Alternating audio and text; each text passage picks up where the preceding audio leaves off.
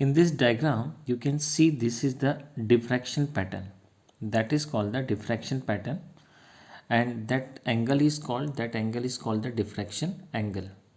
अब आप जानते होंगे डिफ्रैक्शन का मीनिंग क्या होता है, when ray of light bend at the corners. So जब लाइट कॉर्नर्स पे बेंड होती है तो देखिए उसका पैटर्न कुछ ऐसा बनेगा। अगर लाइट स्ट्रेट होती है तो पैटर्न देखिए ओ पे फॉर्म हो रहा है, और अगर लाइट बैंड होगी तो उसका पैटर्न कहाँ पे फॉर्म होगा, पी पे। और ऐसी लाइट जितना बैंड होती जाएगी ये पैटर्न ऊपर और नीचे की ओर मूव करेगा। आप इस डायग्राम को देखिए, यहीं से समझ सकते हैं ये डिफ्रैक्शन पैटर्न कहलाता है। डिफ्रैक्शन पैटर्न के अंदर ये वाला कहलाता है सेंटर मैक्सिमा, जहाँ पे कोई डिफ्रैक्शन नहीं होता है, 0 डिग्री होता है एंगल उसका। लेकिन जैसे जैसे एंगल बढ़ते जाता है तो देखिए डिफ्रैक्शन इस फॉर्म में आते जाता है। जब आप इस पैटर्न को देखते हैं तो ये जो पॉइंट्स कहलाते हैं ये मिनिमम पॉइंट कहलाते हैं, और जो पहली बार जो आप देखते हैं जो आपको यहाँ पे दिखता है ये फर्स्ट मैक्सिमा कहलाता है। और ये स्मॉल डी 2 स्लिट के बीच का डिस्टेंस है, और कैपिटल डी स्क्रीन और इस स्लिट के बीच का डिस्टेंस है। अब हमें इस क्वेश्चन में फाइंड क्या करना है, तो देखिए इस क्वेश्चन में हमें ये फाइंड करना है कि हमें 2 केसेस फाइंड करना है।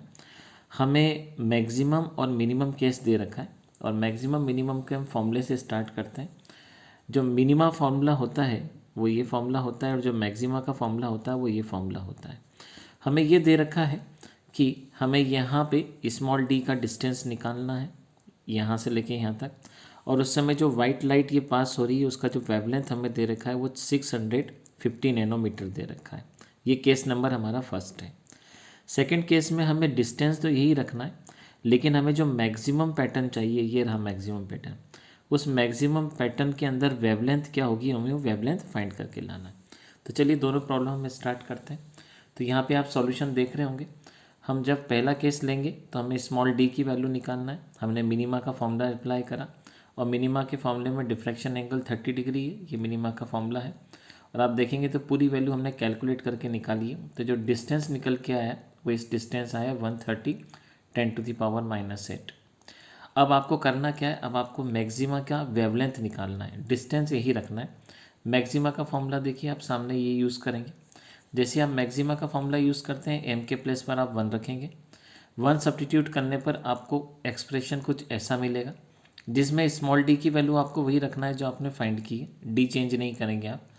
तो सेकेंड वेवलेंथ जो हमें मैक्सिमा का मिलेगा वो मैक्सिमा का वेवलेंथ हमें यहाँ से इतना वैल्यू मिलेगा।